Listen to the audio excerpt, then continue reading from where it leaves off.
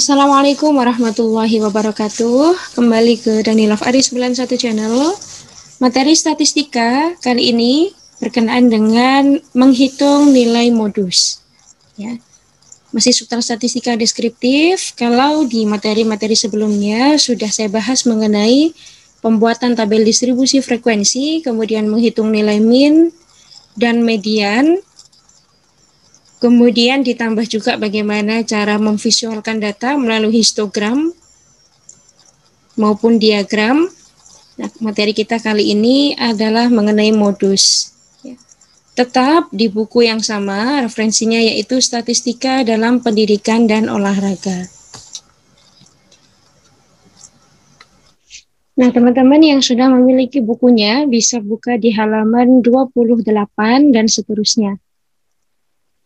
Modus atau biasa disimbolkan dengan MO adalah skor yang paling banyak muncul atau dicapai oleh anggota kelompok. Nah, sama dengan beberapa penghitungan sebelumnya, yaitu menghitung min dan median, ya dalam penghitungan modus juga dibagi menjadi dua cara.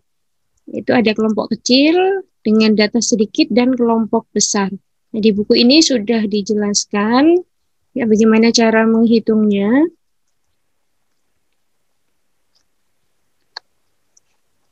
Nah, mencari nilai modus yang pertama, yaitu kelompok kecil, ini sangat mudah dilakukan ya, karena kita hanya cukup memeriksa atau mencari skor mana yang paling sering muncul, atau yang frekuensinya itu paling banyak.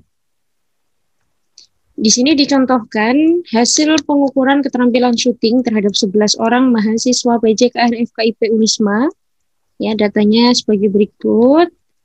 Nah, kemudian silahkan datanya diurutkan terlebih dahulu, ya supaya memudahkan teman-teman dalam melihat angka yang sama. Nah, kemudian rekapitulasi dari data di atas ya, dari 11 data itu menunjukkan bahwa nilai 5 itu ada 3 ya frekuensinya.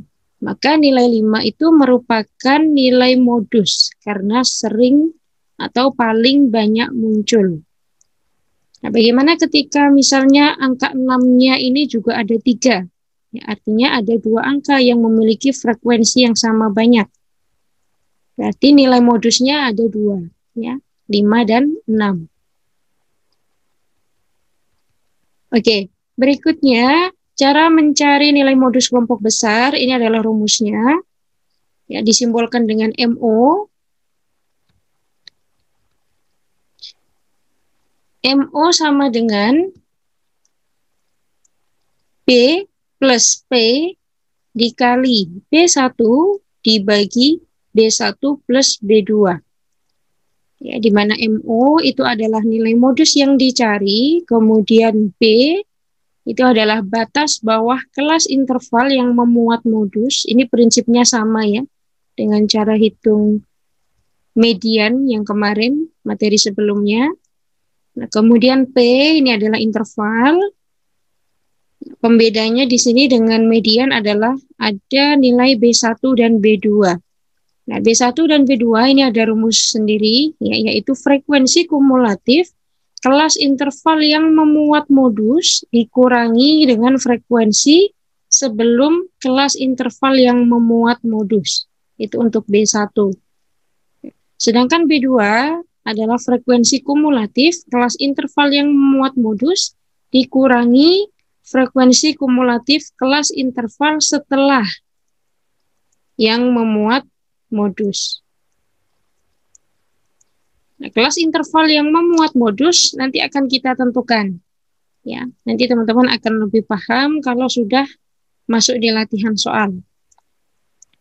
Nah, di buku ini juga dijelaskan langkah-langkah pengerjaannya secara berurutan. Ya, nanti bisa teman-teman baca. Ini saya langsung ke contoh soalnya. Ini adalah hasil pengukuran tes for handler bermain tenis terhadap 80 mahasiswa PJKR FKIP Unisma Bekasi. Nah, datanya masih acak, masih berupa data mentah. Jadi teman-teman perlu membuat tabel bantu, yaitu tabel distribusi frekuensi, ya, untuk memudahkan dalam menghitung. N-nya ada 80. Ya. Nah, setelah teman-teman hitung dan buat tabel distribusi frekuensinya, didapatlah tabel seperti ini. Ya. Kalau dalam penghitungan min atau nilai rata-rata, kemarin kan teman-teman selain tabel asli dari distribusi frekuensi seperti ini, teman-teman perlu kolom bantuan yaitu CI, kemudian FICI. Ya. Nah, untuk median, kemarin teman-teman perlu satu kolom tambahan yaitu F besar atau F kumulatif. Nah, untuk menghitung nilai modus, teman-teman tidak perlu membutuhkan kolom tambahan, ya cukup dengan tabel distribusi frekuensi seperti ini, sudah teman-teman bisa hitung nilai modusnya.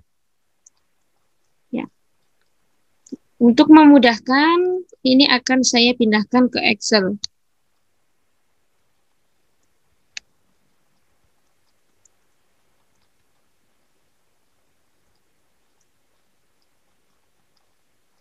Oke, ini adalah data yang tadi di buku. Nah, kelas interval yang memuat min, ya, perlu teman-teman ingat, itu didasarkan pada kelas interval yang memiliki frekuensi tertinggi. Untuk kelas interval yang memuat median di materi sebelumnya, itu ditentukan berdasarkan rumus setengah N. Setengah dari N. Kemarin karena N-nya 80, ya berarti setengah N-nya adalah 40. Untuk modus, ini N-nya sama ya, 80.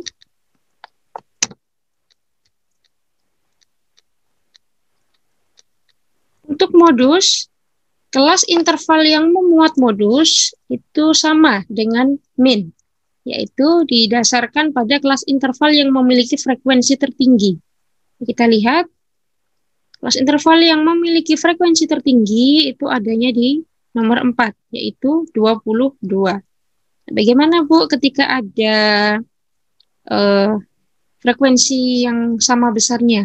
Nanti bisa dipilih salah satu.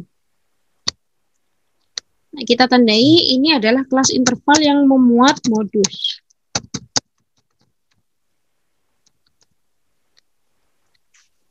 Oke. Setelah ditentukan kelas interval yang memuat modus, kita bisa cari komponen-komponen yang dapat kita gunakan untuk melengkapi rumus modus. Ya, yang pertama yaitu B. B itu batas bawah kelas interval yang memuat modus. Ini rumusnya sama dengan yang kemarin di median, yaitu ujung KI modus dikurangi 0,5.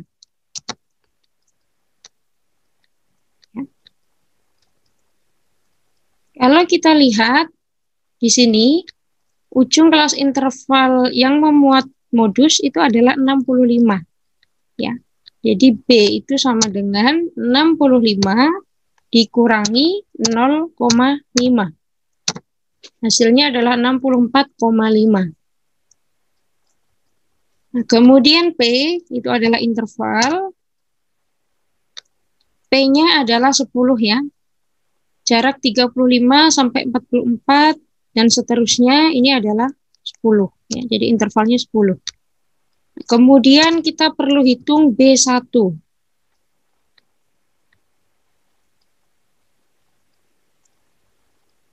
B1 itu adalah frekuensi dari kelas interval yang memuat modus dikurangi frekuensi kelas interval sebelumnya. Nah, kita lihat, kelas interval yang memuat modus itu frekuensinya adalah 22. Jadi B1 ini dihitung dengan cara 22 dikurangi frekuensi sebelumnya, yaitu 8. Ya. Sama dengan, oke di sini saja, sama dengan 22 dikurangi 8, hasilnya 14. Sedangkan B2 yaitu frekuensi KI modus, yaitu 22 dikurangi frekuensi setelahnya. Nah, frekuensi setelahnya yaitu 21.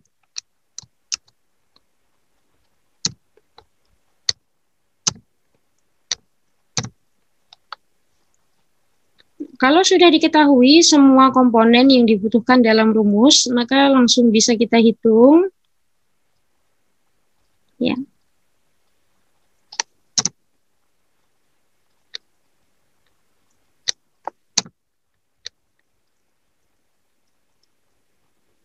Yang pertama kita hitung adalah yang ada di dalam rumus. Kita selesaikan dulu. Ya, yang ada di dalam kurung B1 dibagi B1 plus B2. Ya, berarti B1 plus B2 itu adalah 14 ditambah 1, ya 15.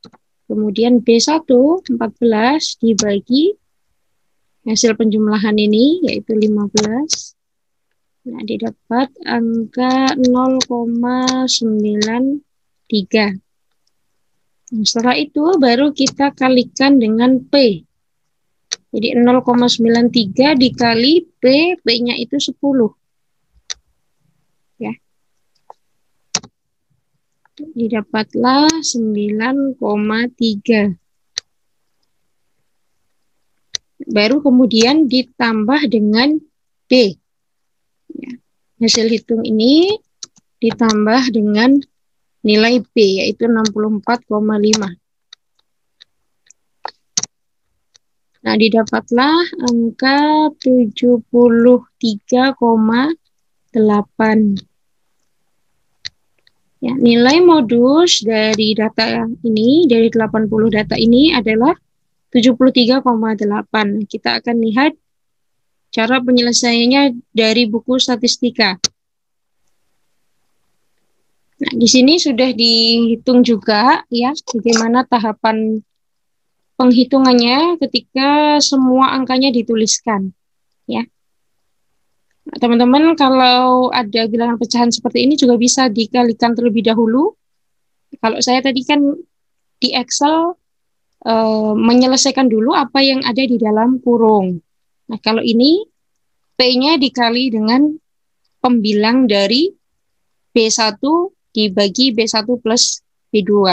Ya, ini dikalikan dulu jadi 140, baru kemudian dibagi 15. Tapi tenang saja, hasilnya akan tetap sama. Ya, 73,8. Oke, baik. Demikian materi bagaimana cara menghitung nilai modus. Ya, untuk materi selanjutnya akan kita pelajari menghitung nilai simpangan baku. Tetap nantikan lagi video-video selanjutnya di Danilov Ari 91 Channel.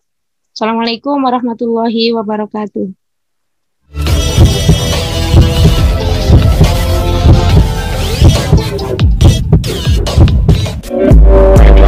Drop top, smoking, no cooking, the hot. You fucking on your bitch, yeah, that.